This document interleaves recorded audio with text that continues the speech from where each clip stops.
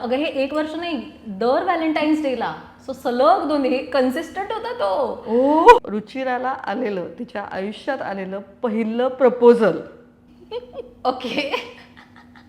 बापरे, माझ्या आईला सुद्धा विचारा हा प्रश्न. घरी राडे झाले होते, राडे. अच्छा, आईला पण माहिती आहे? म्हणजे कसं काय? कारण मी खूप लहान होते. अगं तेव्हाच्या वेळी 5वीला प्रपोजल आलं होतं मला. 5वीत? तेव्हा प्रपोजल आलं होतं मला, व्हॅलेंटाईन्स डेला चालू होतं. Bring it on. We are all yours. थोडी स्लो इटर होते तेव्हा सुद्धा. सो मधल्या सुट्टीमध्ये असं व्हायचं की आम्ही डबा खायला, माझा थोडा शेवटी व्हायचा, तर मी सांगायचं मैत्रिणींना तुम्ही जा, तुम्ही खेळा. सो हे लोक 15 मिनिटं शेवटची डबा खाल्ल्यानंतर गेले खेळतायत मैदानात. आणि माझं असं जायचं की माझं झालं तर मी जाईन वगैरे.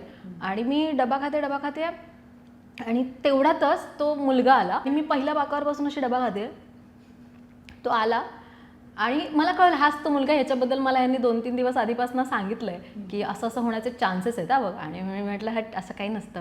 आणि तो आला आणि मी घाबरले आणि मी आधी बाजूला बघते, कोणीच नाही, माझ्या मैत्रिणी नाही. म्हटलं आता मी काय करायला एक्सपेक्टेड आहे. मी म्हटलं फोकस ऑन डबा, मी डबा खाते.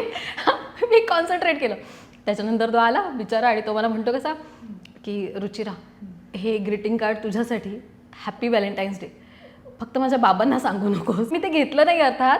त्याने तिथे ठेवलं, माझ्या बाबांना सांगू नकोस असं म्हणाला आणि तो गेला.